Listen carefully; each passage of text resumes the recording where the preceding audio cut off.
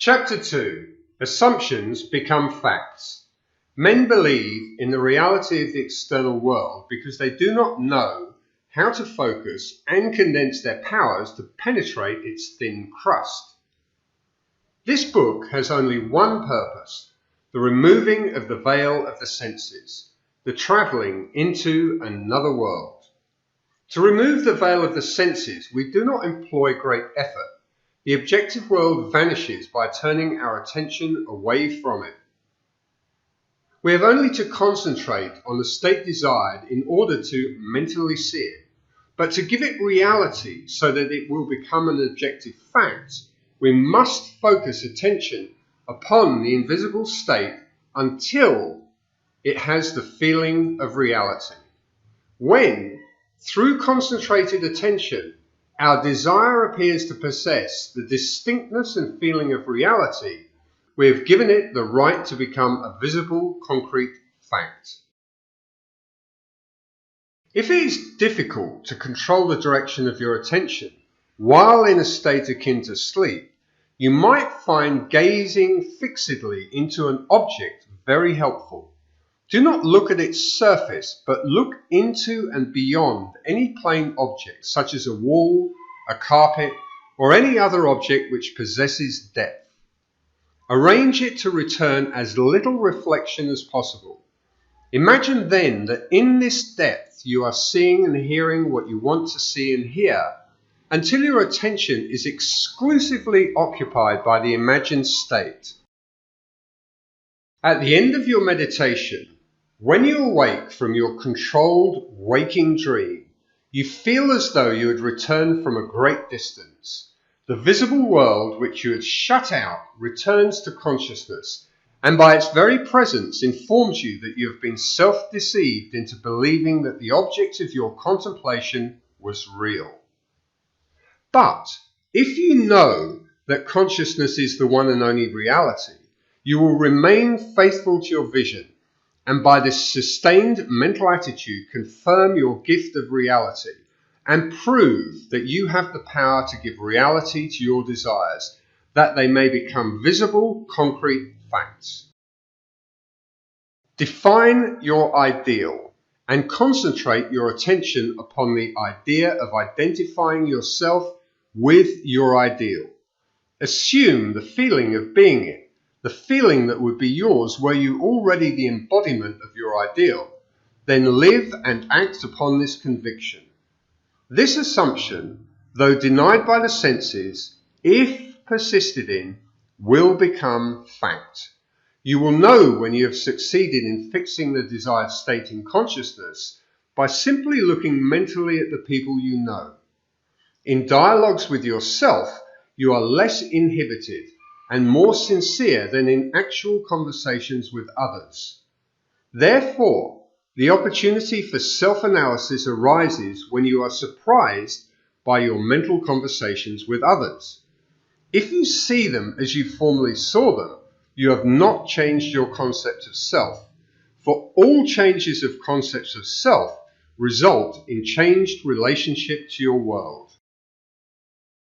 In your meditation, allow others to see you as they would see you were this new concept of self a concrete fact.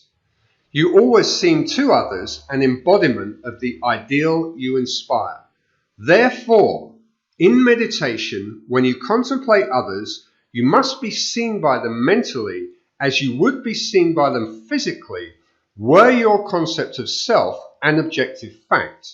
That is, in meditation, you imagine that they see you expressing that which you desire to be. If you assume that you are what you want to be, your desire is fulfilled, and in fulfillment all longing is neutralized. You cannot continue desiring what you have already realized. Your desire is not something you labor to fulfill. It is recognizing something you already possess.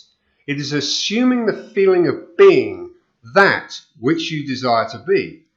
Believing and being are one. The conceiver and his conception are one. Therefore, That which you conceive yourself to be can never be so far off as even to be near, for nearness implies separation.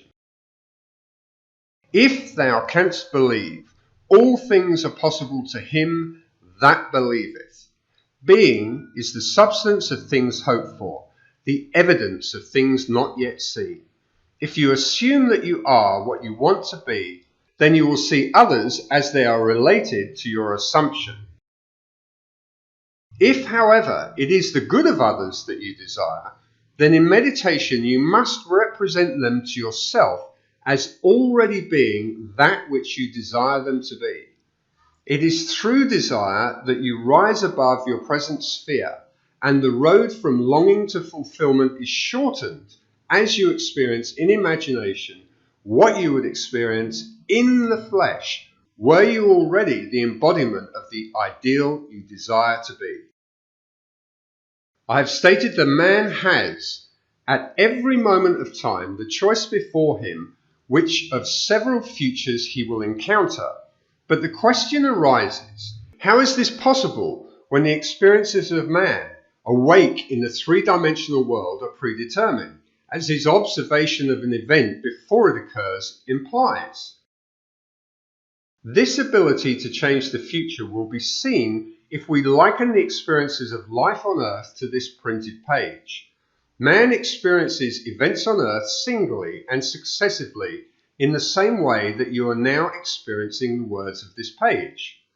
Imagine that every word on this page represents a single sensory impression.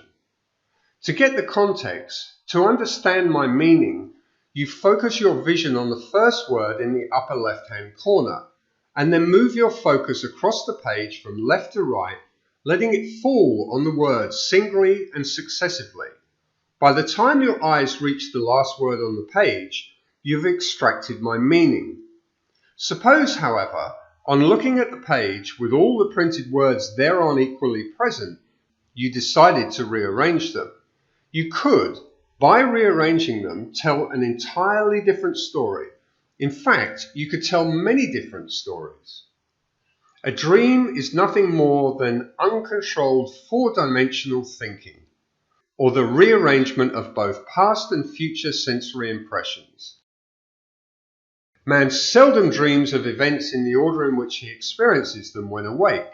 He usually dreams of two or more events which are separated in time, fused into a single sensory impression, or in his dream, he so completely rearranges his single waking sensory impressions that he does not recognize them when he encounters them in the waking state. For example, I dreamed that I delivered a package to the restaurant in my apartment building.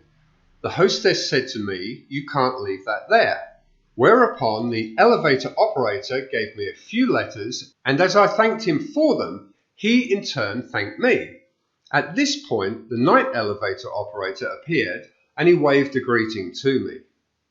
The following day, as I left my apartment, I picked up a few letters which had been placed at my door.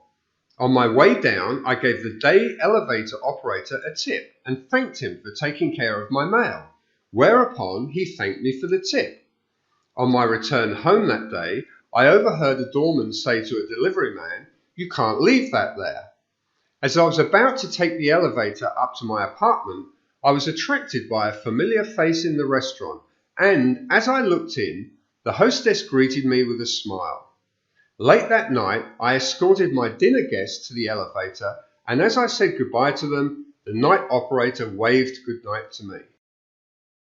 By simply arranging a few of the single sensory impressions I was destined to encounter, and by fusing two or more of them into single sensory impressions, I constructed a dream which differed quite a bit from my waking experience. When we have learned to control the movements of our attention in the four-dimensional world, we shall be able to consciously create circumstances in the three-dimensional world. We learn this control through the waking dream, where our attention can be maintained without effort. For attention minus effort is indispensable to changing the future.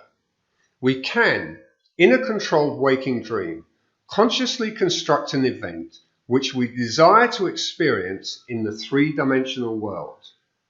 The sensory impressions we use to construct our waking dream are present realities displaced in time or the four-dimensional world. All that we do in constructing the waking dream is to select from the vast array of sensory impressions those which, when they are properly arranged, imply that we have realized our desire. With the dream clearly defined, we relax in a chair and induce a state of consciousness akin to sleep, a state which, although bordering on sleep, leaves us in a conscious control of the movements of our attention. When we have achieved that state, we experience in imagination what we would experience in reality were this waking dream an objective fact. In applying this technique to change the future, it is important always to remember that the only thing that occupies the mind during the waking dream is the waking dream, the predetermined action which implies the fulfillment of our desire. How the waking dream becomes a physical fact is not our concern. Our acceptance of the waking dream as physical reality wills the means for its fulfillment. Let me again lay the foundation of changing the future, which is nothing more than a controlled waking dream. Number 1, define your objective. Know definitely what you want. Number 2, construct an event which you believe you will encounter following the fulfillment of your desire. Something which will have the action of self predominant. An event which implies the fulfillment of your desire. Number 3, immobilize the physical body and induce a state of consciousness akin to sleep. Then, mentally feel yourself right into the proposed action, imagining all the while that you are actually performing the action here and now, so that you experience in imagination what you would experience in the flesh were you now to realize your goal. Experience has convinced me that this is the perfect way to achieve my goal. However, my own many failures would convict me were I to imply that I have completely mastered the movements of my attention. I can, however, with the ancient teachers say, this one thing I do, forgetting those things which are behind, and reaching forth unto those things which are before, I press towards the mark for the prize.